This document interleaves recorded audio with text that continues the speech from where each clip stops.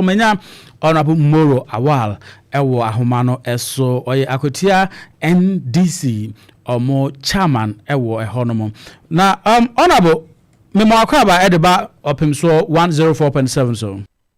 Minya mejo so SHA wetiefo. Metiefo ejo so pa asante mem ha de Opemsuo na obia eti enti ma yehu ahomboa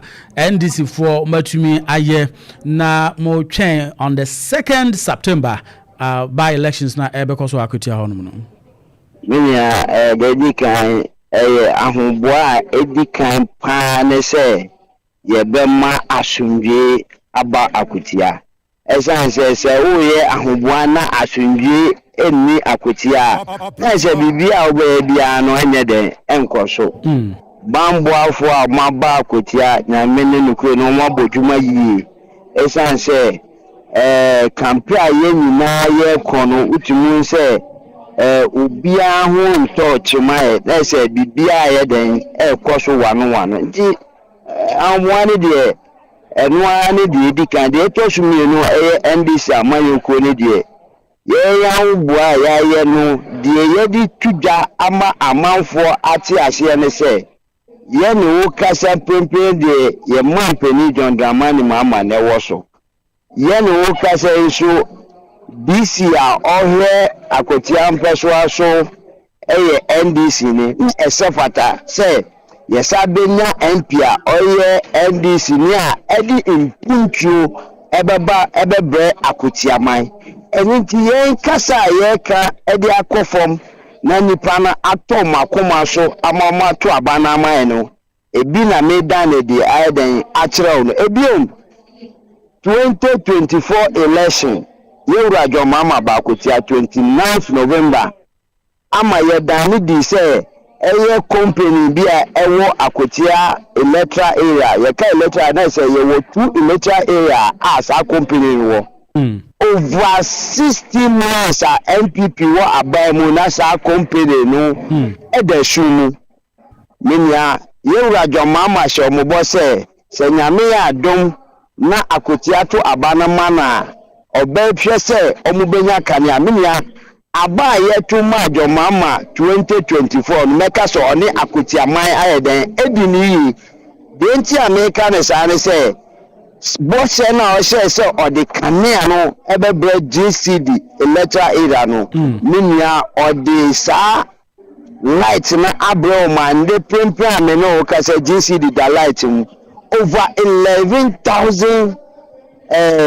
nipa ewo GCD no eda light mu a omunyina egbewuse eda yewura jomama ase sadie a yewura jomama aya wodi ni bose so no behwe se Akwatiafo behwe na umato abana ma lawyer Bernard Bediako ama wakojina Akwatia na mu amodi mpuntu ayede abe sa message ne na yede nanfom na ato abafo akoma so amoma giatu se on the 2nd September no omobeto abana ama yewura lawyer Bernard Bediako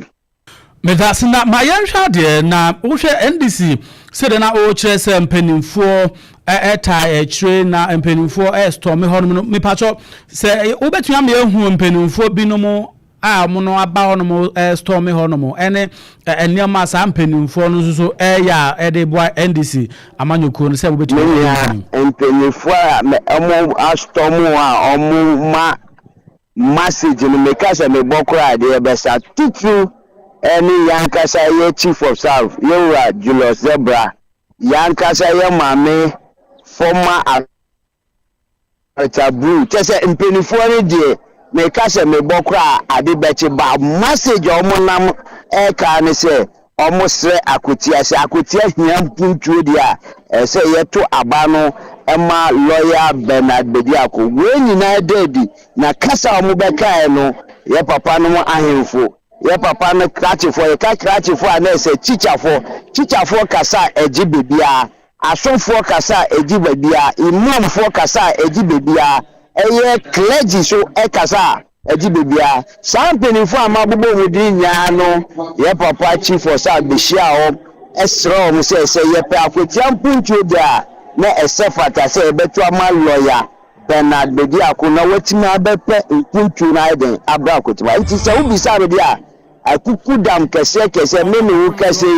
ya besia echichafo a omo Akwatia masin nya yewura eye honorable minister Pablo enu ana amanfo nim no opariado oni omo kasa adan nyamapa yewura jomamaye no mahwe so ato abamaye. Okay, now me pacho ma yen hwa de because of say na ne ekoso ewo Accra by-elections na abekuma north abato no call honum no say they to trust them ne or yen ne binom sisi honum nti na NPP for no say no omo no ba Akwatia honum abato na omo ebe protect omo and as a self defense ni sa no ma no enti per opinions submissions na o can be say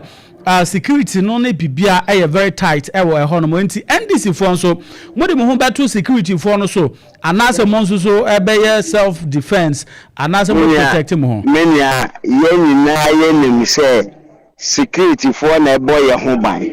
obia NPP or NDC any party and Ghana ni bia nim say security na den boy ho ban enti yen so ye jitu say security betima den aboy ho ban yen so esan say ye dwumadi a security na ahihye wo kwan so no eboa me no wo ka say campaign a ye leading na police for the echi NPP for so omo ko campaign a police for e dey edi omochi yanka say ye na ye wa ba mu nti police for ndi echi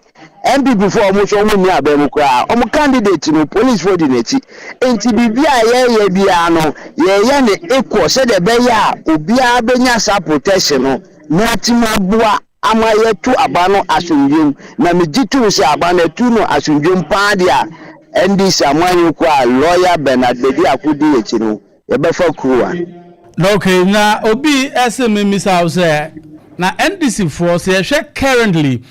parliament mukuta the two-third majority say uhwe independent candidates nso a omo assign de omo support and as omo abeka mokoko so na ama mabro two-thirds no so kra na NPP fuei omo no say uhwe Tamale Central MP na wo honom no because of the plane crash no ofiri mu enti omo no mpokra de omo ma me contest mu ehonom enti adenti na NDC for na nka mo so mo nhwe no so na mo nka so okay Akwatia munipa no so efiri mu na ye be ko by-election ti yeso ye twe ho afiri na still na armani abregirigiri pese moje that seat no menia seat a ye wo parliament ni doso isu epokra ehia dodo na de ubisa say NPP nim say Tamale Central omo de baumia na Akufo adugbo mu kra omo ntimi yini ho Akwatia so ntesa Akwatia eko ha na abaha eko NPP winning 4 times NDC winning 4 times enti eno no obi obi be ya betime wini eni nti na omo kasa so no omo free say omo kasa omo jai Tamale Central yeso be jaya binia eno ne nye pepepe esa say Tamale Central no nia enu omo no omo ko omo nim iso me hu ankura makura omo ntimi ndisa city no eni ti na omo ahye da yes ade ni say yeso be hwe na da bi NDC amaye ku ye nim say Akwatia city no ye beje nti enu de ye ntimi njai ma omo sa.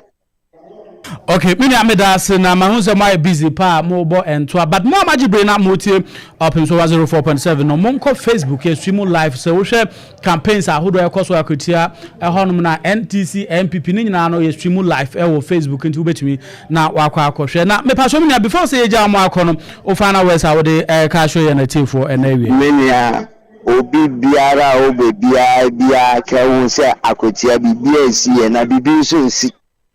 BBNC na BBNC ye betu abanu asundwem ya kan asundwem na ya declare winner wa asundwem ama Akwatia afa ntuma pa afra na Akwatia be fa ntuma pa afra na NDC amayoko na betime akwa Akwatia afa ntuma pa afra.